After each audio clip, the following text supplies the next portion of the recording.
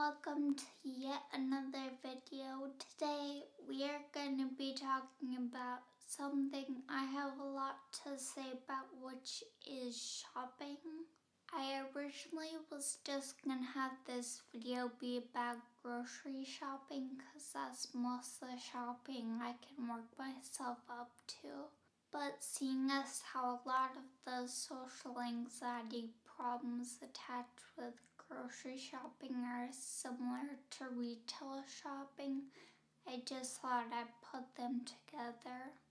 So first thing that I can think of is going in through the doors. There's always a labeled indoor and an outdoor. And for some reason, I always gravitate toward the outdoors, which doesn't make sense because, I can read. And sometimes the outdoors won't open automatically if you come at them from the wrong side.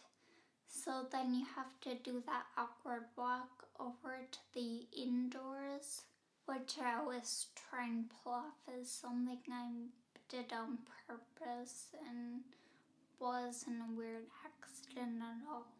Then when you get in the doors, there's always the option of, do you take the big shopping cart or just little handheld one? I'm always self-conscious about what my choice of cart size will reflect upon me. Like if I get the bigger one, are people gonna think I'm really greedy and stuff? But also, to be honest, a little one is probably not gonna cut it for me, especially since I'm not very strong.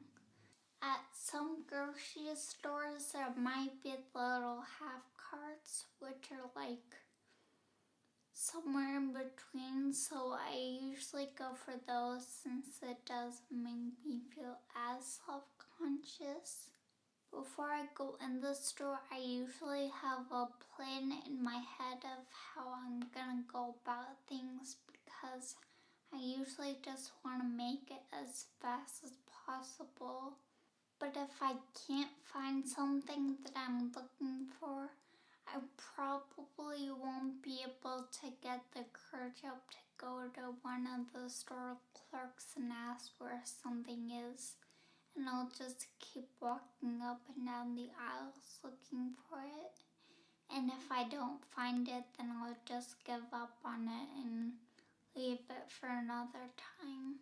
And also if I'm shopping and I did find something but it was in the wrong size or I wanted it in a different color or something, then I won't be able to go up to someone and ask like, excuse me, but do you have this in this size or something? I'll either just deal with it not being exactly as I wanted it or just not get it at all. And if I'm walking up and down one of the aisles and I'm going for something that someone is standing right in front of, I don't know, maybe they're just comparing different products, but they're spending a lot of time. The thought of going up to them and saying, excuse me, but I need to get that thing over there.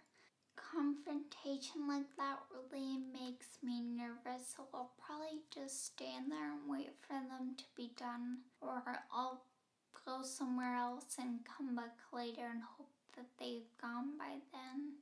Then when I'm trying to decide on what to get, I'm always worried that if I spend too much time looking at something, then that will make me look one way, but then if I just grab something and don't spend any time looking at it, then that will also make me look a certain way.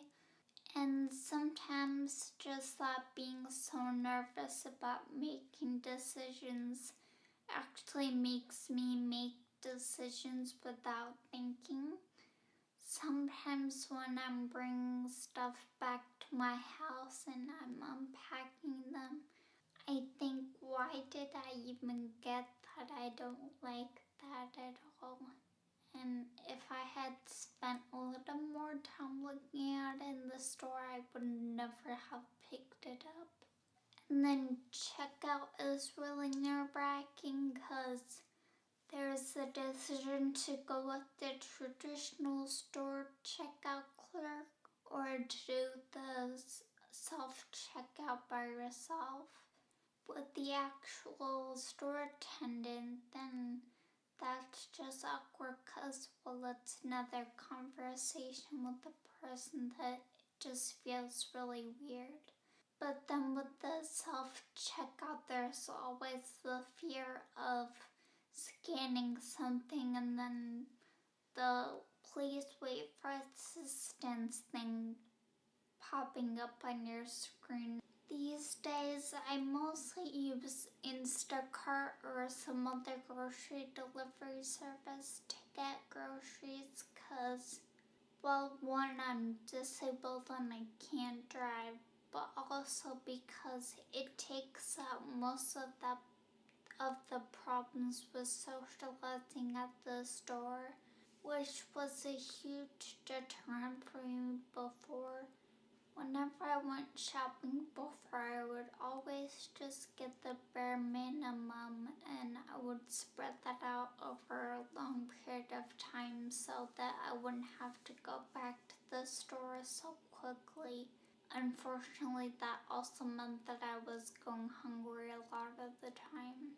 So we can order a lot of snacks and dry food on Amazon or online somewhere so that you won't have to go completely hungry. At least you'll still have food in the house. But yeah, with perishables, I guess you do have to go to the store for that. So anyway, that's what I had to say about shopping. I hope you liked it, and if you did, then stick around for the next video.